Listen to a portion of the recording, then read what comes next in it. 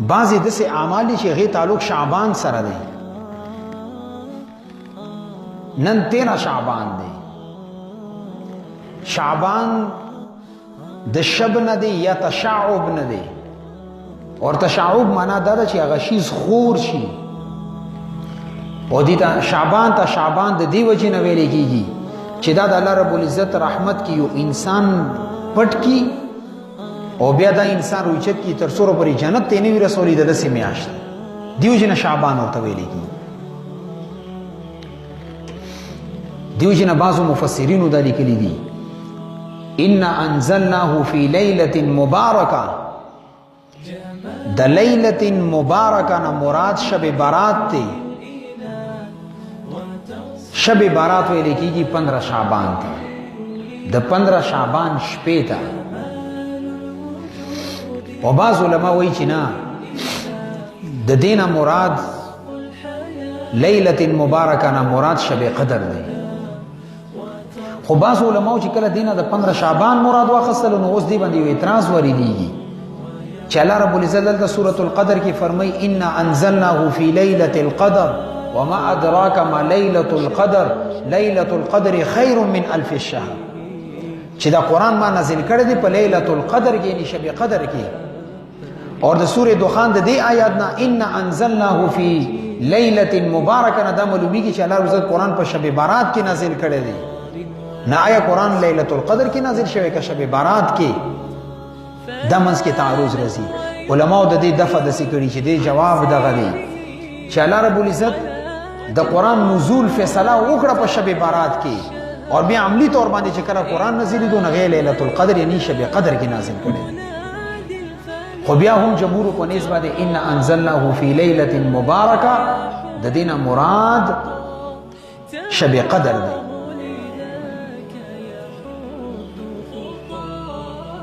اوش لیلۃ القدر اور یا لیلۃ البرات شب قدر باندې خو به ان شاء الله کبه چرته مکمل او شی روزه کې بغیر بحث کوو. خو نن زموږ مقصود لیلۃ البرات یعنی شب برات باندې بحث کول دي. دې ته لیلۃ البرات هم ویل کېږي. دا معنا چې دسې یو شپه چې هغه کې انسان د جهنم د اور نه خلاص شي.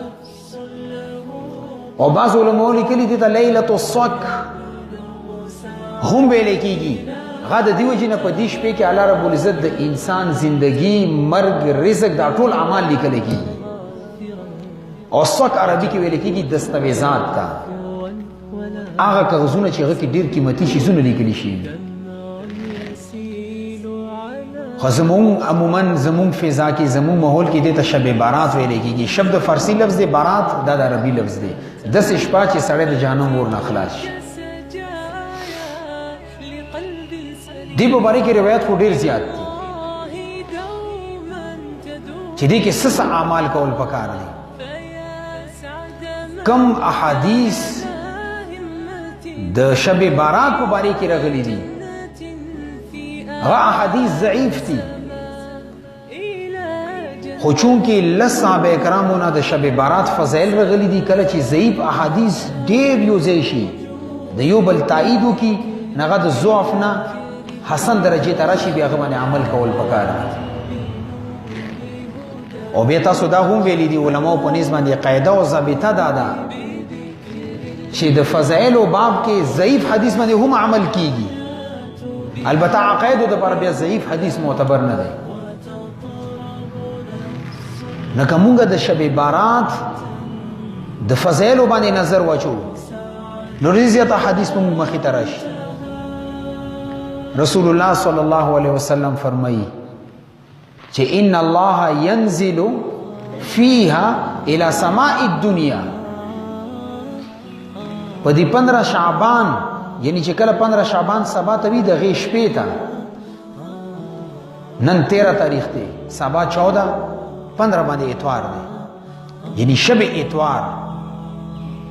نه چې د شعبان کوم احادیث شب برات مونږ ذکر کوو دینه به مراد شب اتوار وي. وی الله رب العزت اسمانی دنیا تراشی اور عام روزو کې الله رب العزت د شپې اخیری حصے کې پهل آسمان تراشی چې څوک د سشتا مانه سو غړي زور تا ورکم او په دې شب بارات باندې الله رب العزت چې څنګه مسوتن شي د آسماني دنیا ته راشي. او بیا حدیث کې راغلی رسول الله صلی الله علیه وسلم فرمایي الا من مستغفر فاغفر له، څوک د سشتا معنا مغفرت طلب کی زی ګناونه معاف کم. یو اعلان الا مسترزق فارزقه، دسه څوک شتا معنا رزق وغړي زور ته رزق ورکم. الا مبتلا، الا آیا دسه یو سړی شتا چې غو مصیبت کې مبتلا دی، ازمائش کې دی، امتحان کې دی، فاعافيه، زغ سره د عافیت او د احسان معاملې او کوم غو مصیبت نه خلاص. د درې اعلانات کوي. او بیا مخ کې الا کذا وکذا وکذا، څوک سغواړي الله رب عزت فرمایي دا ورته زور کوم حتا مطلع الفجر، چې څومره پرې سحر نیوي شوی. اور حدیث کې راغلی رسول الله صلی الله علیه وسلم فرمایي د غروب آفتاب نه چې څنګه نور ډوب شي دا شپه شروع شي تر سحر اذان کولو پورې، یعنی چې کله د سحر موز ټیم داخل شي دا ټول د عبادت ټیم دی. اوس دې کې موږ ته کوم اعمال کول پکار دي؟ یو خبره ودا یاد ساتئ، هر هغه عمل چې غا د قرآن او حدیث او فقهاو په نسبت باندې ثابت نه وي غنه دي کول پکار. هم بدعت کې راځي دیش په باندې عمل کول پکار دي. انفرادي طور باندې نفلی عبادات تو کی، د قرآن پاک تلاوت تو کی، ذکر تسبیحات تحلیل تحمید تسبیح چې کوم شي کې د الله ذکر دو کی خې انفرادي طور باندې. اجتماعي طور باندې اجازه نشته شریعت کې. اجتماعي مطلب څه؟ یو سړی مسجد کې اعلان وکړي نن شب بارات ته مسجد ته راشي، او مسجد کې یو غیمه جوړه کړي نفلونه په جمع سره کوا. احناف په نس باندې نفلی منځ جمع سره کول دا مکروه تحریمی دي. صلات تسبیح منځ جمع سره به نه کوي، تهجد به جمع سره نه کوي، نفل به جمع سره نه کوي، دا به ټول انفرادي طور باندې کوي. لکه کم سره اعلان مسجد کې وږي چې روزي نفل کو جمع سره نفل کو نه دا مکروه تحریمی دي. زموږ احناف په نسبت باندې دا جایز نه دي، ثابت نه دي. اور یو آسان مثال باندې بزن کوي، یو بچا یو سړی ته اعلان وکړي چې ته بشپې ما ته راشي، تا سره ما ضروري 1 to 1 ملاقات یې سه انفرادي خبره در سره کوم. او دا د نر بچي ځان سره 500 کسانو 60 کسانو او د 100 کسانو ډوله یو غټ ټوله ځان سره ون کړی دي چې بچا دوشي بچا سره ما زه تا وخت نه خبره تر غنغه ورته د خپل باندې ما خو ته انفرادي طور باندې راوخته تا ځان سره ون کله راوسته دا بچا مو خوشالي کې خفقيږي. الله رب عزت ناراض و نیاز وړي چې انفرادي طور باندې ماته ودرېګا او ته پدې نشته څه ونه جوړ کړی.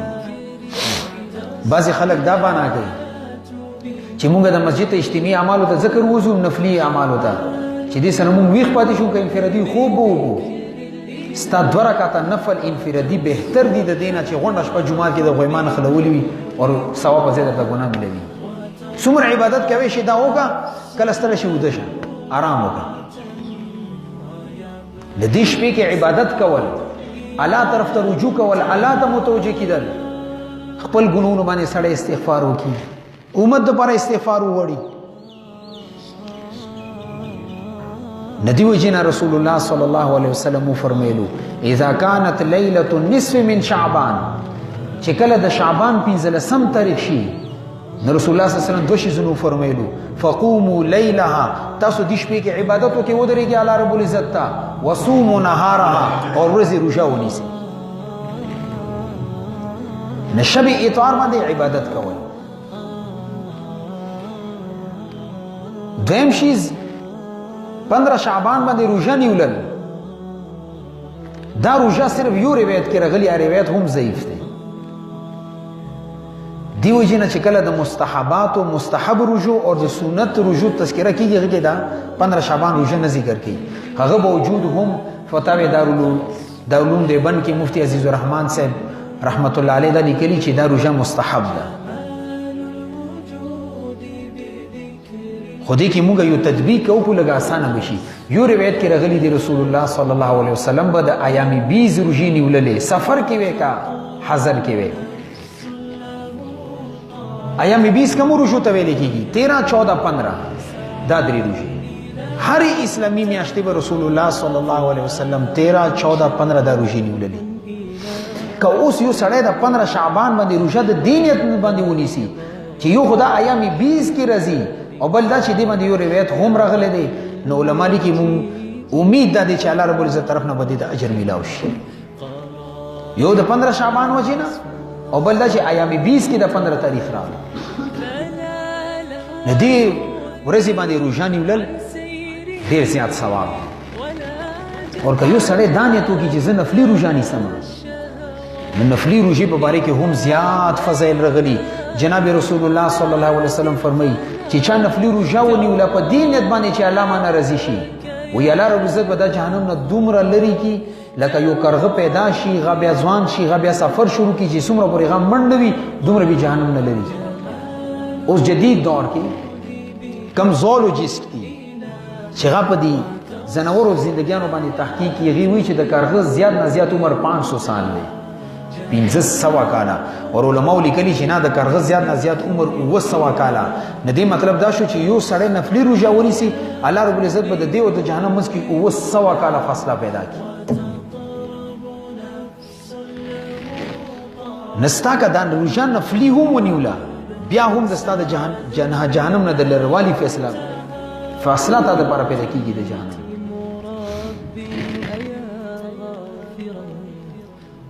اور بل یو حدیث کی راغلی دی